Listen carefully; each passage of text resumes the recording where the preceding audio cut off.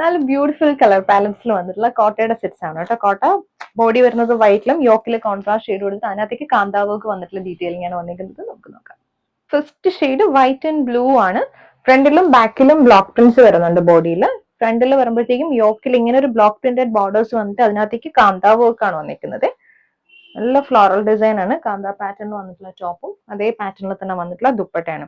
ദുപ്പട്ടയിൽ white and ash combination ആണ് ഒരു central പോർഷനിൽ കൊടുത്തേക്കുന്നത്. സൈഡ്സിൽ വരുമ്പോൾ കാന്താ വർക്ക് ആണ് കേട്ടോ. യോക്കിൽ വന്നിരിക്കുന്ന അതേ contrast shade with crochet lace work ആണ് ഡീറ്റെയിലിംഗ് ദുപ്പട്ടയുടെ.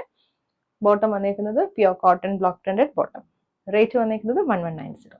നെക്സ്റ്റ് വന്നിരിക്കുന്നത് വൈറ്റ് ആൻഡ് മാംഗോ യെല്ലോ ആണ്. Block print with kantha work ആണ് കേട്ടോ. ബോഡിയിലെല്ലാം ബ്ലോക്ക് പ്രിന്റ് വരുന്നുണ്ട്. യോക്കിൽ കോൺട്രാസ്റ്റ് മാംഗോ യെല്ലോ വന്നിട്ട് അതിനകത്ത് ഈ block print with kantha details ആണ്.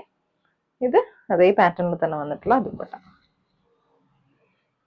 ബോട്ടം വന്നിരിക്കുന്നത് കോട്ടന്റെ ബോട്ടം ആണ്, ബ്ലോക്ക് പ്രിന്റഡ് ബോട്ടം.